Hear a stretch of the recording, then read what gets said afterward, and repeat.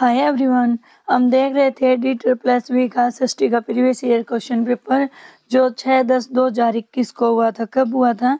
6/10/2021 को हुआ था। 6/10/2021 को हुआ था। तो इसके 2 पार्ट पहले आ चुके हैं, ये 3rd पार्ट है। तो let me start now. Question number 51। Bharat के वर्षा ऋतु में बंगाल की खाड़ी की धारा किस क्षेत्र में सबसे अधिक वर्षा लाती है? तो क्वेश्चन क्या पूछ रखा है कि सबसे अधिक वर्षा लाती है, तो कहाँ पे सबसे अधिक वर्षा लाती है?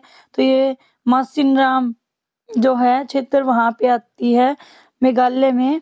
भारत के वर्षा ऋतु में बंगाल की खाड़ी मासिनराम क्षेत्र में सबसे अधिक आती है। मासिनराम भारत के मेघालय राज्य की पूर्वी खासी हिल्स जिले में स्थित है क्षेत्र है। ये भारत का सर्वाधिक वर्षा वाला क्षेत्र है। तो भारत का सर्वाधिक क्षेत्र वर्षा वाला क्षेत्र कौन सा है? तो मेघालय के अंदर है ये Mawsynram. Question number next.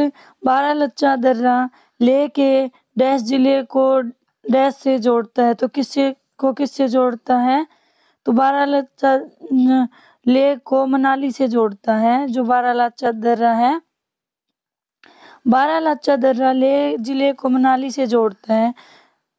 Baralacha दर्रा जास्कर श्रेणी का सबसे ऊंचा दर्रा है। चंद्रभागा या चिनाब नदी की सहायक भागा नदी इसी दर्रे से निकलती है। तो क्या है कि जो बारालाचा दर्रा है ये लेह जिले को मनाली से जोड़ता है और जास्कर श्रेणी का सबसे ऊंचा दर्रा है। और चिनाब नदी की सहायक नदी है भागा या चंद्रभागा जैसे इसका नाम दिया हुआ है, ये इसी से निकलती है। Question number next. निम्नलिखित में से कौन सी भारतीय गैस प्राधिकरण द्वारा निर्मित एलपीजी पाइपलाइन है? तो पाइपलाइन पूछी गई है ये जामनगर लोनी पाइपलाइन, आजीराबाद बीजापुर जगदीशपुर पाइपलाइन। तो ये कौन सा सही है इसमें? तो क्वेश्चन ये फर्स्ट वाला कथन सही है। फर्स्ट वाला कथन सही है कि जामनगर लोनी पाइपलाइन, ये आजीराबाद जीपुर जगदीशपुर ये सही नहीं है। तो लोनी पाइपलाइन और आजीरा बीजापुर जगदीशपुर पाइपलाइन दोनों ही भारतीय गैस प्राधिकरण द्वारा निर्मित एलपीजी पाइपलाइन है। भारतीय गैस प्राधिकरण भारत में गैस उत्खनन करने वाली शीर्ष तकनीक संस्था है। भारतीय गैस प्राधिकरण की स्थापना 1984 में हुई थी। इसका मुख्यालय नई दिल्ली में है। Question number next. आने वाले सौर विकिरण के संदर्भ में निम्नलिखित में से कौन सा कथन सही है? तो ये सही पूछा है कि कौन सा कथन सही है। महासागरीय जल की सतह पर भूमि की सतह की तुलना में अधिक सूर्य ताप प्राप्त होता है। तो महासागरीय जल की सतह पर भूमि की सतह की तुलना में अधिक, मतलब जो भूमि है उससे ज्यादा ताप कहाँ पर लगता है? सूर्य का ताप महासागर में लगता है। तो ये बात गलत है। एक भूमि की सतह बाहर जाने वाले स्थलीय विकिरण के माध्यम से बहुत जल्दी ऊष्मा खो देती है। एक भूमि की सतह बाहर जाने वाले स्थलीय विकिरण के माध्यम से बहुत जल्दी ऊष्मा खो देती है। तो ये बिल्कुल सही है, केवल 2 ठीक है। एक भूमि की सतह पर यही दिया हुआ है। Question number next. Corn belt क्षेत्र संयुक्त राज्य अमेरिका में किस राज्य में फैला हुआ है? तो ये कॉर्न बेल्ट क्षेत्र ओहियो में फैला हुआ है। ओहियो राज्य में फैला हुआ है। कॉर्न बेल्ट मध्य पश्चिमी संयुक्त राज्य अमेरिका में पारंपरिक क्षेत्र मुख्यतः पश्चिमी क्षेत्र को कवर करता है। यहाँ की प्रमुख फसल मक्का और सोयाबीन है। Question number next. झूम कृषि नामदेश का निम्नलिखित में से कौन सा युग्म सही है? लडांग मलेशिया, वात्रा वियतनाम, कोनकू वेनेजुएला। तो कौन सा सही है? ये फर्स्ट और थर्ड ठीक है। लडांग मलेशिया, कोनकू वेनेजुएला। झूम खेती मुख्यतः उष्णकटिबंधीय प्रदेशों में की जाती है। झूम खेती पूर्णतः प्रकृति पर निर्भर होती है। इसमें वृक्षों या जंगलों को काटकर उन्हें जला दिया जाता है, जिससे वो खाद बन जाते हैं। फिर उसी जमीन पर फसल बोई जाती है। ये हर टाइम नहीं की जाती। जैसे एक टाइम में एक ही खेत पर बार बार की जाए, ये कुछ समय के लिए खाली छोड़ दी जाती है और जैसे उस पर झाड़ियाँ उग जाती हैं तो उनको जला के वो राख बना दी जाती है जिससे पोटेशियम मिलता है। क्वेश्चन नंबर नेक्स्ट, किस प्रकार की मिट्टी मुख्य रूप से सिंधु गंगा ब्रह्मपुत्र के समतल क्षेत्र में पाई जाती है? तो ये जलोढ़ मिट्टी है। जलोढ़ मिट्टी मुख्यतः रूप से सिंधु गंगा ब्रह्मपुत्र के समतल क्षेत्र में पाई जाती है। जलोढ़ मिट्टी को दोमट या कछार मिट्टी के नाम से भी जाना जाता है। तो कौन से नाम से? दोमट या कछार मिट्टी के नाम से भी जाना जाता है। जलोढ़ मिट्टी उत्तर भारत के पश्चिम में पंजाब से लेकर उत्तरी विशाल मैदान को आवृत करते हुए गंगा नदी के डेल्टा क्षेत्र तक विस्तारित है।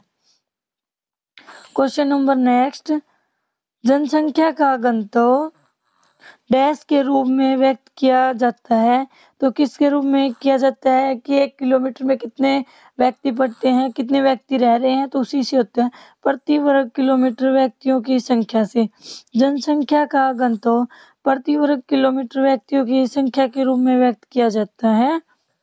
जनसंख्या घनत्व की गणना के लिए जनसंख्या को क्षेत्रफल से विभाजित किया जाता है। 2011 की जनगणना के अनुसार भारत का जनसंख्या घनत्व 382 प्रति वर्ग व्यक्ति प्रति वर्ग किलोमीटर दर्ज किया गया है।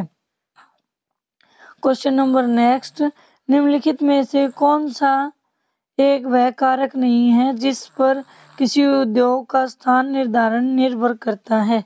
तो क्या कारण नहीं है जिस पर किसी उद्योग का स्थान निर्धारण निर्भर करता है? तो ये जनसंख्या, आधारभूत संरचना, पूंजी उद्यमी, ये तो निर्भर करते हैं। तो निर्भर नहीं करता वो है तो जनसंख्या। किसी उद्योग के स्थान निर्धारण के प्रमुख कारण आधारभूत संरचना, पूंजी एवं उद्यमी है, जो जनसंख्या नहीं है, जो ऑप्शन दिए गए हैं इनमें से। क्वेश्चन नंबर नेक्स्ट, कौन सा देश दालों का सबसे बड़ा उत्पादक है? तो ये कौन सा देश है? ये भारत है। विश्व में कनाडा प्रति वर्ष इतनी टन उत्पादक के साथ सबसे बड़ा दाल उत्पादक एवं भारत विश्व में। इसमें कनाडा नहीं पूछा हुआ, इसमें अगर कनाडा ऑप्शन में दिया होता तो कनाडा था, लेकिन जो देश दिए हुए हैं ऑप्शन में इनमें सबसे ज्यादा उत्पादकता कौन प्राप्त करता है दाल की? तो ये भारत है। क्वेश्चन नंबर नेक्स्ट, भारतीय संविधान में समवर्ती सूची की संकल्पना निम्नलिखित में से किस देश के संविधान से उधार ली गई है? तो ये ऑस्ट्रेलिया से उधार ली गई है। भारतीय संविधान में समवर्ती सूची की संकल्पना ऑस्ट्रेलिया के संविधान से उधार ली गई है। संयुक्त राज्य अमेरिका से मौलिक अधिकार लिए गए हैं। कनाडा से संघात्मक विशेषताएं, आयरलैंड से नीति निर्देशक सिद्धांत आदि ये शामिल हैं, संविधान में ये शामिल हैं। तो क्या पूछा गया है कि समवर्ती सूची कहाँ से ली गई है? ये ऑस्ट्रेलिया से ली गई है। क्वेश्चन नंबर नेक्स्ट, आर्थिक विकास डैश की समस्याओं से संबंधित है, जबकि आर्थिक वृद्धि डैश की समस्याओं से संबंधित है। तो कौन सी है? विकसित देश, अविकसित देश,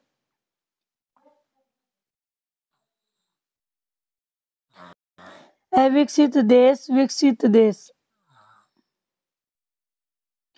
क्या पूछा गया कि आर्थिक विकास अविकसित देश की समस्याओं से संबंधित है, जबकि आर्थिक वृद्धि विकसित देश की समस्याओं से संबंधित है। आर्थिक वृद्धि विकसित देशों में होती है और आर्थिक विकास अविकसित देशों में की समस्या है कि कैसे विकसित किया जाए। क्वेश्चन नंबर नेक्स्ट, भारत में पंचायतों के चुनाव प्रत्येक 5 वर्ष के बाद होते हैं।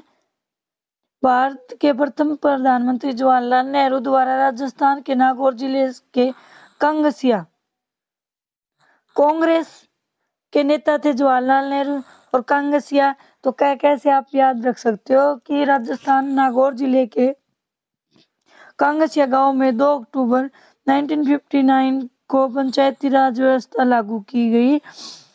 1993 में संविधान में 73वें संविधान संशोधन अधिनियम 1992 के अंतर्गत पंचायती राज को संवैधानिक मान्यता प्राप्त की गई। जो राज व्यवस्था लागू की गई थी तब मान्यता पर संवैधानिक मान्यता नहीं दी गई थी और संवैधानिक मान्यता 1993 में 73वें संविधान संशोधन अधिनियम 1992 के अंतर्गत दी गई थी।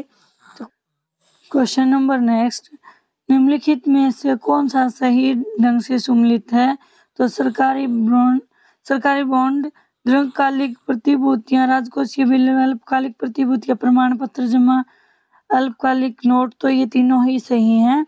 सरकारी बॉन्ड या सॉवरेन बॉन्ड सरकारी खर्च का समर्थन करने के लिए राष्ट्रीय सरकार द्वारा जारी ऋणग्रस्तता का एक साधन है, जिसमें आवधिक ब्याज को भुगतान करने की प्रतिबद्धता। मेन मोटी बात यह है कि जो रिजर्व बैंक है ये अल्पकाल के टाइम के लिए देता है, 1 साल से कम टाइम देता है, तो इसको कूपन भी कहा जाता है। क्वेश्चन नंबर नेक्स्ट, रक्षा और सशस्त्र बलों जैसी वस्तुओं को भारतीय संविधान की डैश सूची में शामिल किया गया है। तो ये संघ सूची में ही शामिल किया गया है, संघ सूची में शामिल किया गया है। इसमें 97 विषय हैं और हमारी जो सूची है वो संघ सूची, राज्य सूची और समवर्ती सूची है, और जो अवशिष्ट शक्तियां हैं वो समवर्ती सूची में ही शामिल की गई। इसमें कौन कौन से नागरिकता, प्रतिरक्षा, परमाणु ऊर्जा, बीमा, जनगणना, विदेशी ऋण, विदेशी मामले, तो ये किस में आते हैं? ये संघ सूची में शामिल है। क्वेश्चन नंबर नेक्स्ट, किसी विशेष प्राकृतिक खतरे या आपदा के प्रति भेद्यता घटकों के एक समूह से युक्त होती है। ऐसे भेद्यता घटकों में निम्न में से कौन सा शामिल है? किसी खतरे या आपदा का नाम स्थलीय और समुद्री समुदाय दोनों को शामिल करता हुआ भेद्यता समुदाय, भौतिक संरचनाओं की सामग्री की प्रतिरोधकता। तो इसमें कौन सा सही है? तो ये तीनों ही सही हैं। प्राकृतिक खतरे या आपदा के प्रति भेद्यता घटकों के एक समूह से युक्त होते हैं। यह भेद्यता घटक इस प्रकार है, किसी खतरे या आपदा का नाम स्थलीय और समुद्री समुदाय दोनों को शामिल करता हुआ भेद्यता समुदाय, भौतिक संरचनाओं को सामग्री की प्रतिरोधकता आदि। क्वेश्चन नंबर नेक्स्ट, निम्नलिखित में से कौन सा भारत में एक निजी क्षेत्र बैंक है? तो कौन सा है? ये RBL bank, bank of Maharashtra, Indian overseas bank, bank of Baroda, ये सभी बैंक सार्वजनिक क्षेत्र के बैंक हैं, जबकि आरबीएल बैंक एक निजी क्षेत्र का बैंक है। आरबीएल बैंक लिमिटेड की स्थापना 1943 में भारतीय कंपनी अधिनियम 1913 के अंतर्गत की गई थी। इसका मुख्यालय मुंबई में है। आरबीएल बैंक की टैगलाइन है अपनों का बैंक। क्वेश्चन नंबर नेक्स्ट, निम्नलिखित में से कौन सा भारतीय दल 1999 में राष्ट्रीय जनतांत्रिक गठबंधन का सबसे बड़ा सदस्य था? तो ये कौन सा बैंक था? तो ये कौन सा गठबंधन राष्ट्रीय तांत्रिक गठबंधन का सबसे बड़ा सदस्य था? तो ये कौन सा था? तो ये था भारतीय जनता दल। राष्ट्रीय जनतांत्रिक गठबंधन या राज्य भारत में राजनीतिक दलों का एक गठबंधन है। इसका नेतृत्व भारतीय जनता पार्टी करती थी। इसके गठन के समय इसके 13 सदस्य थे। मई 1998 में राष्ट्रीय जनतांत्रिक गठबंधन की घोषणा की गई थी।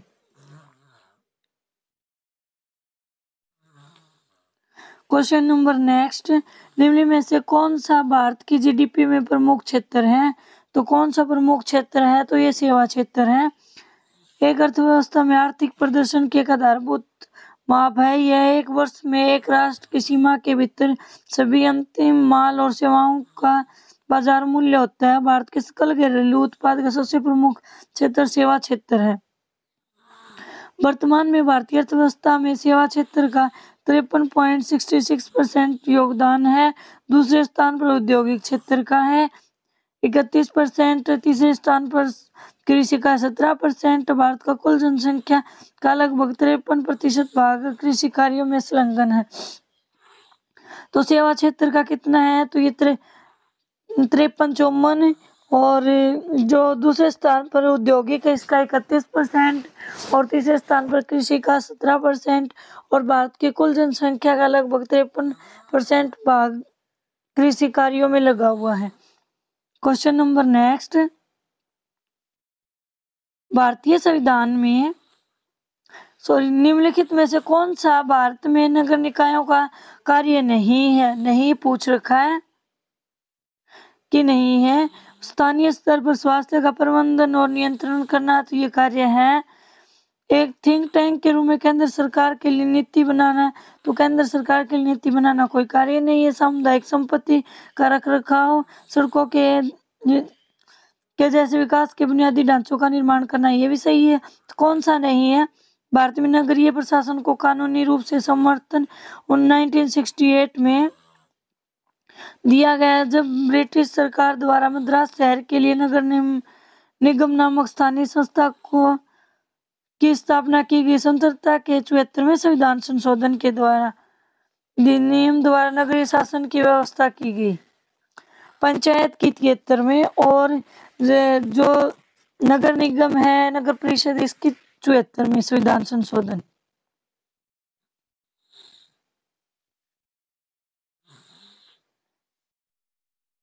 नगर पालिकाओं को 12वीं अनुसूची में वर्णित कुल 18 विषयों पर विधि बनाने की शक्ति प्रदान की गई है। नगर निकायों के कुछ प्रमुख कार्य इस प्रकार: स्थानीय स्तर पर स्वास्थ्य का प्रबंधन और नियंत्रण, सामुदायिक संपत्ति का रखरखाव, अग्निशमन सेवाएं, नगरीय निर्धनता का उन्मूलन आदि। क्वेश्चन नंबर नेक्स्ट, संयुक्त राष्ट्र विकास प्रोग्राम ने किस वर्ष मानव गरीबी सूचकांक HPI प्रस्तावित किया था? तो मानव गरीबी सूचकांक 1997 में प्रस्तावित किया था संयुक्त राष्ट्र द्वारा। मानव गरीबी सूचकांक किसी देश में जीवन स्तर के मानक को प्रदर्शित करता है। जैसे मानव जीवन के 3 तत्वों को मानक मानता है: ज्ञान, दीर्घायु, जीवन स्तर।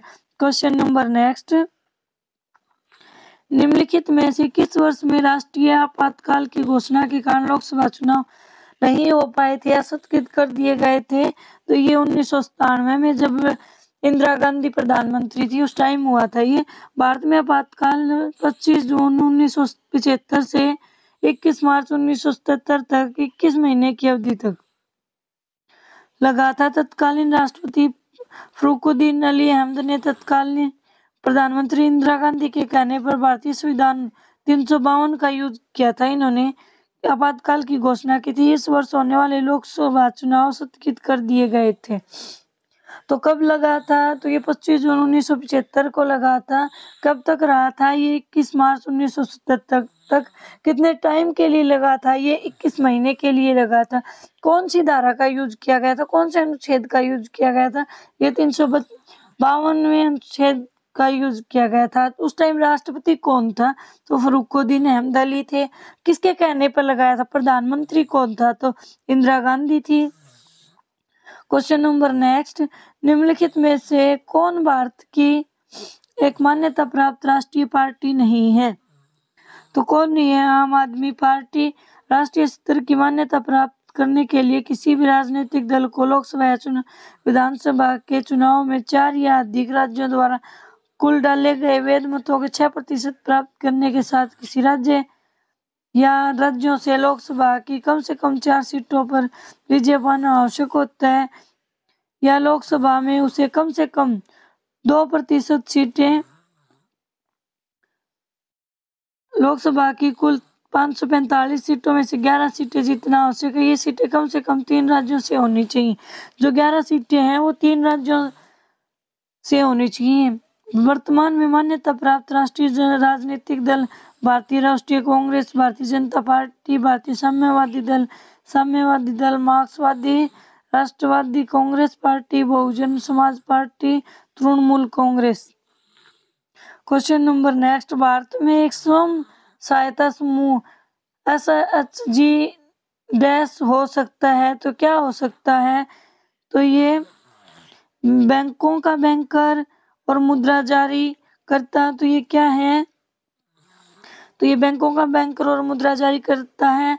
स्वयं सहायता समूह कुछ ऐसे लोगों का एक समूह अनौपचारिक संघ होता है जो अपनी रहन सहन की परिस्थितियों में सुधार करने के लिए स्वेच्छा से एक साथ आते हैं। सामान्यतः एक ही सामाजिक आर्थिक पृष्ठभूमि से आने वाले लोगों का ऐसा स्वैच्छिक संगठन सहायता समूह कहलाता है। जैसे एक संगठन बना लेते हैं और उन्हीं लोगों से परिस्थितियां, उन लोगों से जैसे अपनी आर्थिक मामलों का सॉल्यूशन करना, या उनसे पैसे उधार लेना या देना, ऋण ब्याज पे पैसे लेना देना, तो पूरा काम वो ही देखते हैं उन लोगों पे। एक जैसे एक संस्था हो गई। क्वेश्चन नंबर नेक्स्ट, उम्मीदवार जो चुनाव लड़ते हैं लेकिन किसी राजनीतिक पार्टी से संबंध नहीं है तो वो क्या कहलाते हैं? तो वो स्वतंत्र होते हैं, निष्पक्ष होते हैं। किसी भी चुनाव से उम्मीदवार जो स्वतंत्र रूप से चुनाव लड़ते हैं उन्हें स्वतंत्र उम्मीदवार या निर्दलीय उम्मीदवार कहा जाता है। भारतीय रिजर्व बैंक के निम्न में से कौन से कार्य हैं? बैंकों का बैंकर मुद्रा जारी करता है, तो ये दोनों ही कार्य हैं। जो ऊपर क्वेश्चन आया हुआ वो सेम ही क्वेश्चन है ये। भारतीय रिजर्व बैंक अधिनियम 1934 के प्रावधानों के अनुसार 1 अप्रैल 1935 को हुई। भारतीय रिजर्व बैंक के मूल कार्य उसकी प्रस्तावना में इस प्रकार वर्णित है।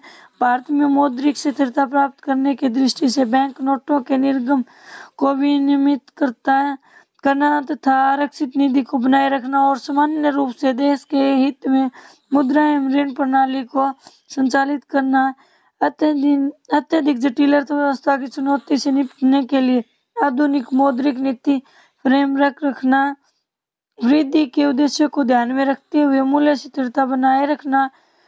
भारतीय रिजर्व बैंक का मुख्यालय कहाँ है? मुंबई में स्थित है।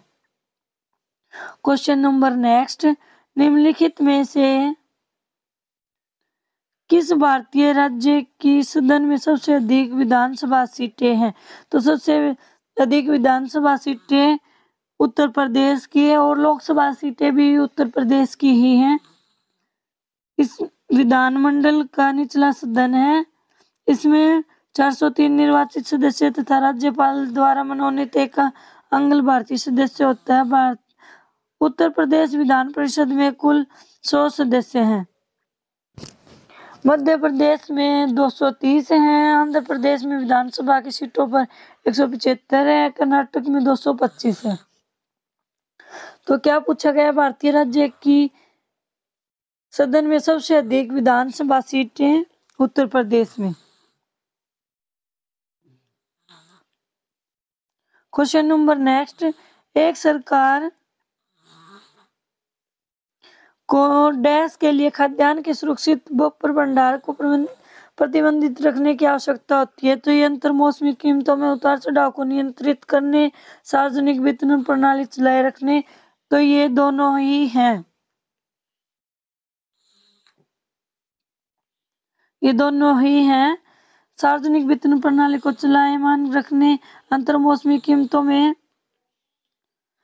उतार चढ़ाव को नियंत्रित करने के लिए सरकार को खाद्यान्न के सुरक्षित भंडार को प्रतिबंधित रखने की आवश्यकता होती है। इन्हीं उद्देश्यों की पूर्ति के लिए भारत खाद्य निगम की स्थापना खाद्य निगम अधिनियम 1964 के तहत की गई थी। क्वेश्चन नंबर नेक्स्ट, निम्नलिखित में से कौन सा संकेतन शिक्षा में जेंडर आधारित प्रदर्शन को प्रकट करता है? सकल नामांकन अनुपात, जेंडर समता सूचकांक। तो ये तो नहीं है। ये देखो इसमें खुद ही दिया हुआ है। जेंडर समता सूचकांक एक सकल नामांकन अनुपात के द्वारा शिक्षा में जेंडर आधारित प्रदर्शन को प्रकट करता है। सकल नामांकन अनुपात GER शिक्षा के क्षेत्र में इस्तेमाल किया जाने वाला एक सांख्यिकीय उपाय है। यह कई अलग अलग ग्रेड सूत्रों पर स्कूल में नामांकित छात्रों की संख्या निर्धारित करने के लिए उपयोग में लाया जाता है। क्वेश्चन नंबर नेक्स्ट, भारतीय संघवाद में संघीय सत्ता के केंद्रीयकरण के 2 व्यापक प्रकार पाए जाते हैं। निम्नलिखित में से कौन से वे प्रकार नहीं हैं? तो परिस्थितिजन्य और सहमतिजन्य। तो कौन से नहीं है? क्वेश्चन में क्या पूछ रहा है? कौन से नहीं है? तो ये दोनों में से कोई सा नहीं है। भारत के अत्यंत विशाल और विविधतापूर्ण देश होने के कारण संविधान निर्माताओं के द्वारा भारत में संघात्मक शासन की स्थापना करना उपयुक्त समझ गया है। लेकिन संविधान निर्माता भारतीय इतिहास के तथ्य के इस तथ्य से भी परिचित थे कि वे भारत में जब जब केंद्रीय सत्ता दुर्बल हो गई है तब तक भारत की एकता खंडित हुई है और उसे पराधीन होना पड़ा है। तो ये एकात्मक लक्षण दिखाए गए हैं।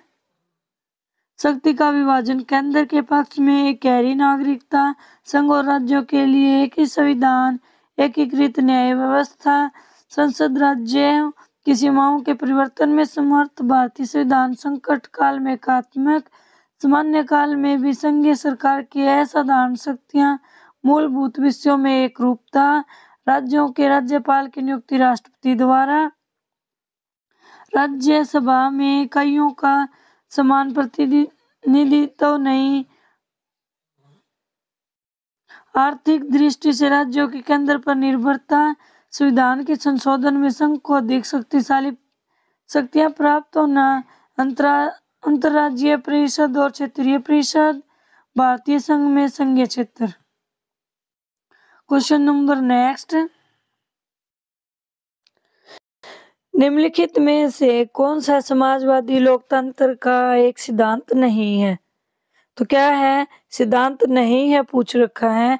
तो ये निरंकुशता लोकतांत्रिक समाजवाद एक राजनीतिक विचारधारा है जो राजनीतिक लोकतंत्र के साथ उत्पादन के साधनों के सामाजिक समानताओं का समर्थन की वकालत करती है। वह इसका अधिकतर बल समाजवादी आर्थिक प्रणाली में लोकतांत्रिक प्रबंधन पर रहता है। समाजवादी लोकतंत्र में निरंकुशता नहीं होती। क्वेश्चन नंबर नेक्स्ट, वर्ष 1959 में नेपाल का रॉयल लोकतांत्रिक संविधान डैश द्वारा तैयार किया गया। तो किसके द्वारा तैयार किया गया था? राजा महेंद्र द्वारा तैयार किया गया था। राजा महेंद्र विक्रम शाह सन 1955 से 1972 तक नेपाल के राजा थे। इन्हीं के कार्यकाल के दौरान नेपाल का रॉयल लोकतांत्रिक संविधान तैयार हुआ था। क्वेश्चन नंबर नेक्स्ट, भारत में मुख्य चुनाव आयोग को नियुक्त करने के लिए कौन उत्तरदायी है? तो मुख्य चुनाव आयोग को नियुक्त करने के लिए भारत के राष्ट्रपति। भारतीय संविधान के अनुच्छेद 324 के तहत निर्वाचन आयोग के बारे में उपबंध किया गया है।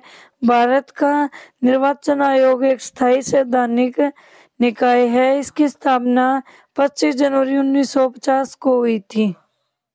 25 जनवरी 1950 को की गई थी। निर्वाचन आयोग संसद और राज्य विधानमंडलों के प्रत्येक सदन के लिए तथा राष्ट्रपति एवं उपराष्ट्रपति पदों के लिए होने वाले निर्वाचनों का अधीक्षण, निर्देशन और नियंत्रण करता है। चुनाव आयोग के सभी सदस्यों की नियुक्ति राष्ट्रपति द्वारा की जाती है। क्वेश्चन नंबर नेक्स्ट, भारतीय संविधान के भाग 1 के निम्नलिखित में से कौन से अनुच्छेद सही ढंग से सम्मिलित हैं? तो अनुच्छेद 1 नए राज्यों का गठन, अनुच्छेद 3 नए राज्यों का प्रवेश या स्थापना। तो कौन सा सही है? तो इसमें कोई सा ही सही नहीं है। भारतीय संविधान के भाग 1 अनुच्छेद 1 से 4 संघ और उसके राज्य क्षेत्रों के बारे में है। अनुच्छेद 1 संघ का नाम और राज्य क्षेत्र, अनुच्छेद 2 नए राज्यों का प्रवेश या स्थापना, 3 नए राज्यों का निर्माण, वर्तमान राज्यों के क्षेत्रों, सीमाओं या नामों में परिवर्तन, अनुच्छेद 4 पहली अनुसूची और चौथी अनुसूची के संशोधन तथा अनुपूरक, अनुशंसिक और परिणामिक विषयों को उपलब्ध कराने के लिए अनुच्छेद और अनुच्छेद 3 के अधीन बनाई गई है। क्वेश्चन नंबर नेक्स्ट, निम्नलिखित में से कौन सा कथन सामाजिक लोकतंत्र के संदर्भ में सही है? तो क्या पूछा गया है? सही पूछा गया है। सामाजिक लोकतंत्र समानता के लिए एक मजबूत प्रतिबद्धता पर आधारित है। सामाजिक लोकतांत्रिक पुण्य वितरण पर आधारित कल्याणकारी राज्य के विचार का समर्थन करता है। तो ये दोनों ही हैं। सामाजिक लोकतंत्र समानता के लिए एक मजबूत प्रतिबद्धता पर आधारित है और सामाजिक लोकतंत्रवादी पुनर्वितरण पर आधारित तो कल्याणकारी राज्य के विचार का समर्थन करते हैं। क्वेश्चन नंबर नेक्स्ट, किसी भी व्यक्ति को उसके जीवन या व्यक्तिगत स्वाधीनता से वंचित नहीं किया जाना चाहिए। यह प्रावधान भारतीय संविधान के किस अनुच्छेद द्वारा कहा गया है? तो ये अनुच्छेद 21 द्वारा कहा गया है कि सभी को जीने का अधिकार है। जैसे आप बोल दो कि पानी भी जीने के अधिकार में आता है, तो बहुत सारे आते हैं। तो आप ध्यान रखना जो जीवन के लिए जरूरी है वो अनुच्छेद 21 में आएगा। भारतीय संविधान के अनुच्छेद 21 के अनुसार किसी व्यक्ति को उसके प्राण एवं दैहिक स्वतंत्रता से विधि द्वारा स्थापित प्रक्रिया के अनुसार ही वंचित किया जा सकता है, अन्यथा नहीं। अनुच्छेद 21 विधायिका तथा कार्यपालिका दोनों के विरुद्ध संरक्षण प्रदान करता है तथा इसका संरक्षण नागरिक व विदेशी सभी व्यक्तियों को प्राप्त है। क्वेश्चन नंबर नेक्स्ट, नेपाल में राणा कृषि के संदर्भ में निम्न कौन सा कथन सही है? राणा शासकों ने मुलुकियन के माध्यम से नेपाली कानून को कूटीकृत किया, जिसने सिद्धांत रूप में कानून के समक्ष समानता का आश्वासन दिया।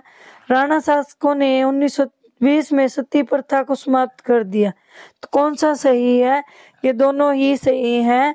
नेपाल में राणा राजवंश ने 1846 ईस्वी में से 1851 तक नेपाल पर शासन किया था। इस वंश के संस्थापक जंग बहादुर राणा थे, जो कुंवर परिवार से थे। राणा शासकों ने मुलुकियन के माध्यम से नेपाली कानूनों को कूटीकृत किया, जिसने सिद्धांत रूप में कानून के समक्ष समानता का आश्वासन दिया। राणा शासकों ने 1920 में सती प्रथा को समाप्त कर दिया। क्वेश्चन नंबर नेक्स्ट, भारत में 42वां संवैधानिक संशोधन अधिनियम डैश में पारित किया गया। तो कब पारित किया गया? ये 1946 में पारित किया गया। 42वां संविधान संशोधन 1946 आपातकाल के दौरान प्रधानमंत्री इंदिरा गांधी की सरकार द्वारा किया गया था। यह संशोधन अब तक पारित सभी संशोधनों में सबसे व्यापक है। इसके व्यापकता के कारण इसे लघु संविधान की संज्ञा दी जाती है। क्वेश्चन नंबर नेक्स्ट, भारतीय संविधान के राज्य नीति निर्देशक संबंधों के तत्वों में निम्न में से कौन सा कथन सही है? तो कौन सा कथन सही है? वे किसी भी अदालत द्वारा लागू करने योग्य नहीं है। इन सिद्धांतों को एक राज्य में कानून बनाने के लिए लागू किया जाता है। अनुच्छेद 51 में संविधान के में अंतिम निर्देशक सिद्धांत बताता है, तो इसमें ये तीनों ही सही हैं। भारत के संविधान के अनुच्छेद 4, अनुच्छेद 36 से 51 तक राज्य के नीति निर्देशक तत्वों का वर्णन किया गया है। इसे आयरलैंड के संविधान से लिया गया है। इसे किसी भी न्यायालय द्वारा लागू नहीं करवाया जा सकता, फिर भी इसमें दिए हुए तत्व देश के शासन में मूलभूत भूमिका निभाते हैं और विधि निर्माण में इनका प्रयोग करना राज्य का कर्तव्य होता है। क्वेश्चन नंबर नेक्स्ट, भारतीय संविधान की प्रस्तावना में दिखाई दिए जाने के अनुसार दिए गए प्रमुख शब्दों को व्यवस्थित करें तथा फिर भी सही संयोजन को करें। तो क्या है? तो इसको व्यवस्थित करना है कि कौन सा शब्द पहले जोड़ा गया है। ये जो हमारे संविधान की प्रस्तावना उसमें से लिया गया है कि हम भारत के लोग, ऐसा ये दिया गया प्रस्तावना में। तो ये है पहले समाजवादी, फिर पंथ निरपेक्ष, फिर लोकतंत्रात्मक। भारतीय संविधान की उद्देशिका का स्रोत पंडित जवाहरलाल नेहरू द्वारा संविधान सभा में 13 दिसंबर 1946 को प्रस्तुत एवं 22 जनवरी 1947 को स्वीकृत उद्देश्य प्रस्ताव और ऑस्ट्रेलिया का संविधान है।